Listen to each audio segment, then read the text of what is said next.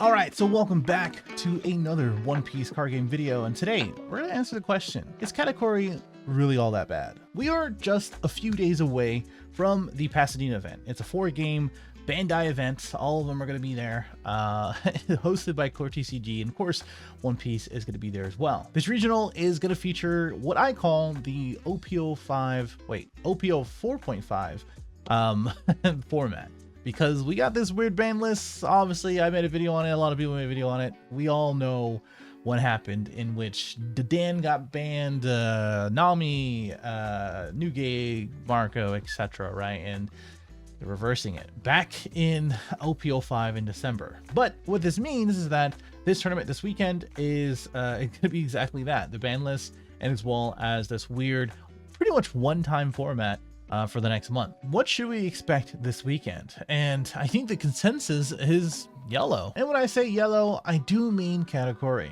And of course there's Big Mom, there's Yamato, all these other yellow leaders that we can play. But I think Katakuri is going to be the one that's going to be the target on its back, right? And I think it is for good reason. Personally, I think you should watch out for other decks, probably like Arlong, that still contains yellow, maybe a little bit of blue Croc or blue Dofi, and weirdly enough, green decks like Kinemon and as well as Kid.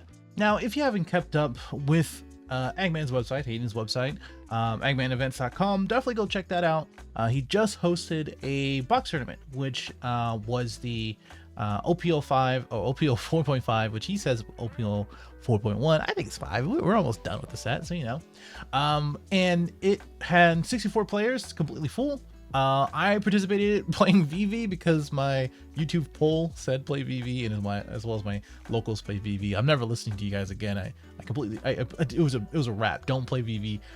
Find the right build for it, or at least one that can go against 15 different categories, because I played category round 1 and I was like, okay, 2 Big Moms. That's what it is. Either way, with the top 16 leaders, 5 of them is going to be Katakuri, 3 of them with Doflamingo, and as well as 1 Kinemon, which actually won the tournament, which is pretty sick. The deck list is actually cool. If you want to see that, definitely go here on eggmanevents.com or on his YouTube. He'll break it down there as well. But the real thing here is the leader breakdown as well as the top cut, where there were 8 Doflamingos and 3 of them got converted into top 16, which is not too bad. Go next one, X2, either way is not too bad. But 5 categories is still a pretty big chunk, and I think this is going to be pretty representative of this weekend, where we have a lot of categories in top cut, a few different Doflamingos, probably a little bit of green here and there. I think there's going to be at least a couple kids, maybe 1 or 2 Kinemons based on this, if someone is going to be taking a similar list. And then I think it's going to be random from there. I can't really tell you. What I do want to see, again, it's going to be like Blue Croc. It's going to be like Blue Dofi, maybe a little bit of Long, because I don't think, even with those bans, people are going to give up on him. I think there's still stuff in Whitebeard, still stuff in, or Whitebeard Pirates, and still stuff in Wano Country. There's a bunch of stuff that you can actually, go out there and innovate with. Is it functional? That's the real question for Law. And knowing that Law is going to be is neutered and probably going to be not going to be played too much by either top players or just players in general, that leaves Katakuri to be okay against one of its worst matchups, at least historically, and at least from what I've seen. Another point before we continue on with Katakuri is that there's 5 Namis and none of them converted to top 16. I think I love Nami, and it's another deck that I was going to play outside of Law. I was going to play Law as well, but I think Nami is one of the hardest decks, if not the hardest deck to play, and as well as to win. Like, to have success with Nami, it is very, very difficult. And I'm not too surprised that it didn't convert into top 16. It's not for everybody. And while this is, only 64 players, it's a smaller tournament, it's going to be about 1,000 people or more this weekend. It's going to be a little different for the representation. I think it is very interesting to see the breakdown, and as well as how many other decks are going to be played. And it's also nice not to see so much red. I think when we kind of consider why Katakuri or yellow is so annoying, so bad, or whatever, is the fact that it doesn't feel good to play against. There's a few factors of it too. There's one, Katakuri doesn't need to put much effort in to be aggressive, right? They really just need to put one Dawn and immediately be at 7 and also manipulate your life and as well as theirs. And because of that, that is a huge thing. Those are the two things that you kind of want in yellow to force them down in life, to manipulate your life and theirs, your life and theirs, and as well as to gain because of the 7 drop, the 8 drop Yamato technically, and as well as the 10 drop, which leads me to the second point where 10 drop mom feels really bad to play against. You know, it feels bad the first time. It feels really bad the second time that it comes down. And with the right timed Big Mom, it is it's just terrible. It just feels terrible to play against and to look down on the other side of the table. And the third thing is going to be triggers. Triggers are super annoying to deal with, right? I think it is not totally bad because card games are RNG. You know, in a 9-10 round tournament, you're gonna expect some RNG in drawing, in your life, and in whatever. Yellow kind of puts a new factor on that and gives you another thing to kind of worry about, because a lot of the things have trigger, a lot of the things can give you life, take it away, etc. And you know, when we consider the Whitebeard format where everything was red, everything was Whitebeard, everything etc, right? I think Whitebeard was one of those decks that you took because you knew you're going to be going 9 or 10 rounds straight, and you need something that is consistent. You need something that you knew can draw 2 cards every turn, is a 6k leader on defense and offense, and as well as probably not going to fail you, right? You can get out of a 20k attack not too badly. You know, it's I wouldn't say easy, but it is a very much of a possible thing comparative to other leaders where you really couldn't do that. And I think Katakuri replaces that type of deck. It is a deck that you can play 9 or 10 rounds. You know your lines, you know that you can do pretty much the same thing every single turn, and you have enough searchers to make it consistent. Now, I'm not going to say that Katakuri is very easy to play. I think it is something that you can kind of pick up and be like, hey, this is what the deck does. But in order to do good with it against good players, and as well as make the right decisions, it does take a little bit of time, which also goes into the cons of playing Katakuri. The first thing is that, well, sometimes you kind of are playing roulette with the triggers, right? With the triggers and as well as how you draw them. There's a lot of dead cards in the deck. There's a lot of stuff that you know, don't really want in your hand. And when it comes down to it, when something goes into your face a lot, repeatedly, or in a huge way, i.e., I don't know, green purple Dofi or other Dofi or Queen, you know, those type of decks that can hit you pretty hard, you know, it's going to feel really bad when you can't defend against it. So playing that 10 drop Big Mom on a lower life total and you haven't defended it early in, or if you couldn't defend earlier in, it's going to feel bad to do it, and you're probably going to lose. The other part of it, the other con, is that knowing this, you're going to be playing in mirrors, right? You're going to be playing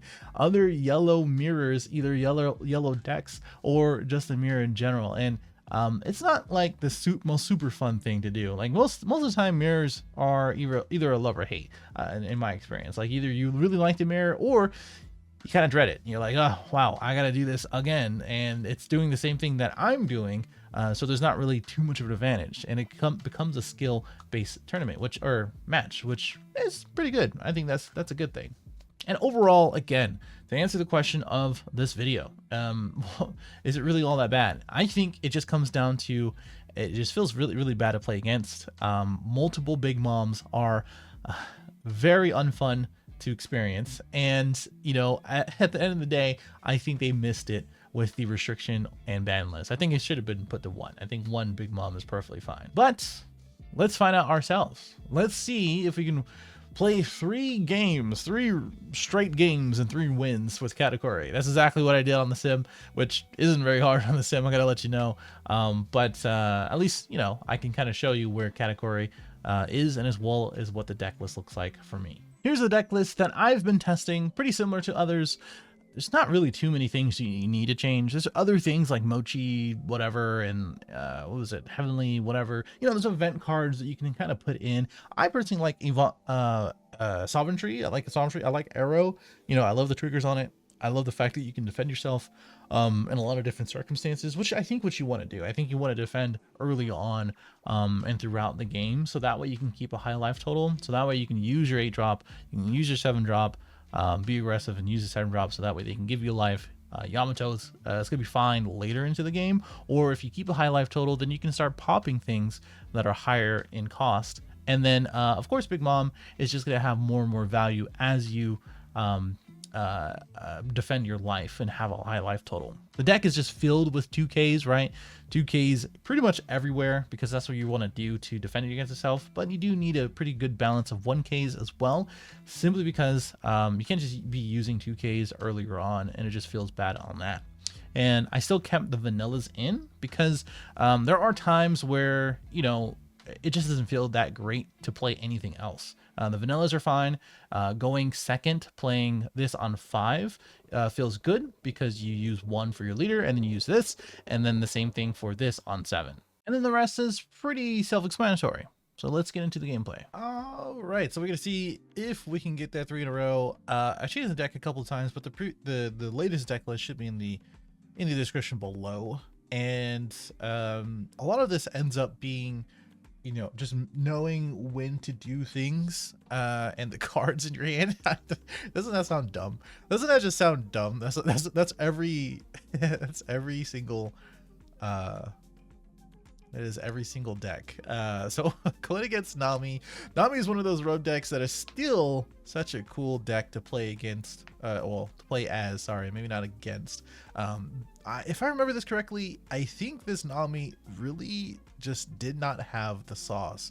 All he really had were event cards in hand that he could not use, and all you really need to do against Nami as Katakuri is to swing 7s early on, swing 9s later on. And if you get the Big Mom out, they can't really do anything about it unless they play Red Rock like I do, which, you know, I'm still figuring out if it's a good idea or not, because by the time you do get to that point, sometimes you just still might be dead. At least you can take care of the Lin Lin as is. They are defending as they can. I'm going to swing 9s, like I said, whenever I can. And I'm going to, you know, be particular about my swings. I think it's best to make sure that you are swinging first with your leader, so that to make sure that you aren't facing any triggers and things like that. But, you know, if you do it the other way around, you do it the other way around. But if you do it the other way around, just remember the things that you placed the previous turn. He did swing 10, which are 5, which I don't really agree with. We got the 2 Big Moms out. He had the Death Wink, and I think he just gave up from there. So yeah, I don't think he really had the sauce in hand, which is whatever.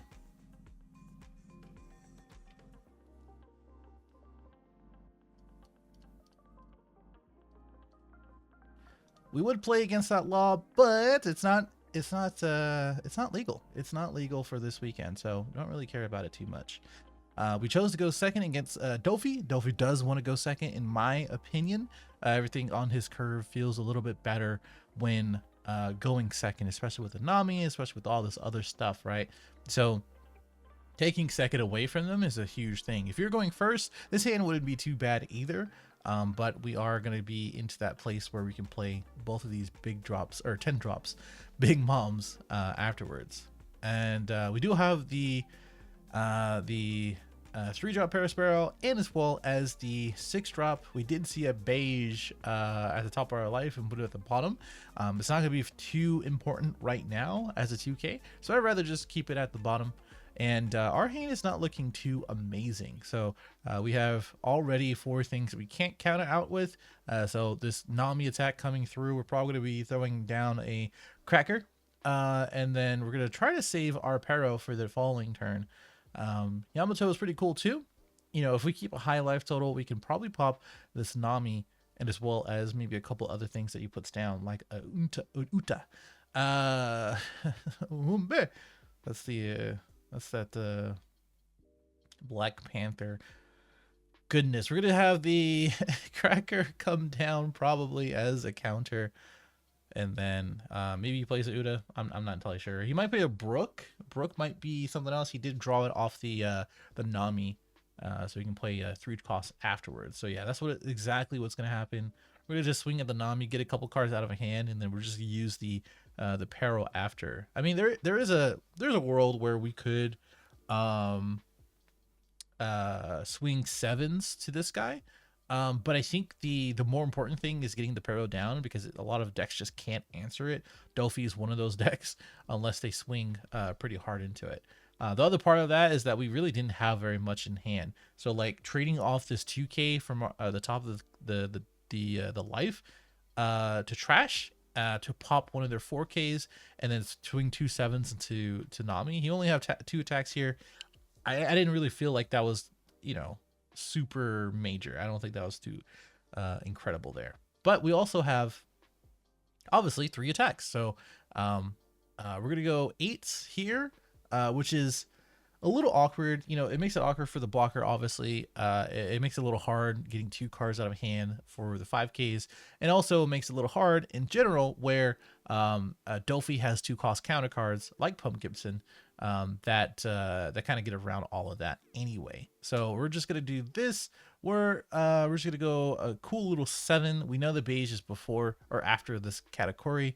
Katakuri is cool too because it is exactly what you need against the 7 drop. So if they draw the 7 drop off of the Buena Vista, then you can kind of play accordingly. We only have 1 card in hand to counter, which doesn't feel amazing. Like I said, we're probably going to use it for this leader swing to whatever he does throw at us. We're going to immediately use the 8 drop for his Luffy, put it at the bottom, and then kind of go from there. He does swing at the Peril, which I was like, yeah, of course. I don't really need a 5k swing. What I need is more counter power in my hand. So the Uda comes down, which is kind of an L, because I think what we have to do now is do a little bit of awkward swing with our Sanji instead of swinging with everything else first, because you want to pressure the board as much as possible, because the big moms are going to take care of the life in your life, so you may as well just do the thing. So I should have, unless I remembered what was on top of the deck or the life. I am fairly certain it's no trigger, but I could be wrong. Never mind. It was a Pumpkin. So yeah, I'm gonna place that at the bottom because I don't want him to have a 2k counter or 2k event card in hand. That's like a confirmed, like, oh, I gotta get around a 9k swing, or they can get around a 9k swing. So yeah, him resting the categories, whatever. It would be good if he has a 10 drop Dofi, but he didn't, and he's swinging 10 to my face, which I'm thinking like, okay, do I want to keep this as a 2k, or do I want to keep this do I want to get rid of the Uta on that? So Queen comes down, which is a bit of annoyance. It's getting a little hard for me to 3 big moms in hand. That's what's up. I think I want to recover one, but I didn't know which way to do it. I could have used Yamato, but I wouldn't pop anything. That's the biggest thing. I would have recovered a life, but I wouldn't pop anything. So we're gonna do this, and I think he gives us free reign to swing face with the leader and then swing 8s into the Queen. So the Uda block is like whatever. We have what, 6-7k in hand for counter, and a mystery card from our life. So if we protect our life here, get rid of the Queen, we can pop the Uda and then go from there. That is annoying. I forgot he did that. That's annoying. Okay, but he's at 0, which is cool. He could take game here. Like, he doesn't really know what's in my hand, but like staring down a, what is this, 10 card hand, and he can't really do anything about it. Like, that's something. That is something. If he plays a 10 drop, I can easily get out of all the swings that he could possibly swing at me, and he might play a 10 drop here. We give him a cracker. That's only, oh, okay, he doesn't have a 10 drop, so he does have a Luffy, and he disconnects. I guess he was thinking like, there's too many swings. There's way too many swings. So he didn't have a 10 drop, which probably would have given him at least a chance. But the I think we had leader and as well as the big mom swing. So that still would have been too much. Because I could easily thunderbolt one of them, the blockers, and then just swing pretty big on the leader and as well as the big mom. So we're gonna go against Captain Kid. Green is sick, man. I love Kid. I love how he plays. Eustace is just a cool deck, you know. And I think I should have kept the Randolph instead of the Peril. He actually does swing twice, which is a little odd. I was like, I'll just get rid of the Peril because I'm not gonna use it for the next couple turns anyway. So we're just gonna do that and play another Peril. Him swinging twice was interesting, but it does get my hand pretty low because he knows that I want to protect my hand as much as possible. He plays a Brook. It's good that we have the Katakuri because this is the, I guess, has 1-0 and as well as film stuff in it, which is fine. And then we're just going to keep swinging 7s to his face. There's going to be an 8 here, 2 more cards out of hand, or he just takes it, which is good. Him being at 1 with us being at 4, we got a bunch of swings along with 2 Paros that can get us some counter power in hand, but he does not care about that. I think we get rid of the Yamato. Yeah, that's exactly what we got to do. Here's another swing. He could swing twice, and that would be pretty bad. Pretty bad, I gotta say. We do have the big mom in hand. I think what we do is get rid of the board as much as possible. We can 8-drop the 7 cost if he plays it, which he didn't. I think this is exactly what he should do. He can restand and keep 2 open for a Pub Gibson. And if he does do that, if he restands and swings 7s again, I think we can just block. He has 4 Open Dawn, which is going to be a Nami that doesn't trigger. So we're going to see probably Paradise Waterfall come out, which is all right. We're at 8 Dawn. Yeah, Paradise Waterfall does come out. You can block this one if he wants to. Maybe he's bricking. That's the thing. You know, could have a bunch of Namis in hand, could have a bunch of event cards, but looks like he is just gonna play it out. I was gonna do the Nami, but I think having the 8-drop out along with Big Mom in hand, it probably is a little bit better for me to just say, hey, I'm gonna go ahead and you know, trash your life. And then from there, we're gonna put you on. You probably don't have enough attacks to get rid of all this other stuff. Him having Izu would be pretty bad, but us having a beige in life. Hey, remember how I said the triggers were super, super annoying and it's a huge factor for this deck? Yeah, man, there's a trigger. That's you playing Casino Royale and winning. And that does it. That is 3 in a row. Again, this is Sim, so it's not really saying too much, but at least you can kind of get an idea of how Katakuri plays, what you should do against him. And yeah, let me know in the comments below what you think, and subscribe if you're new. I'll see you in the next one.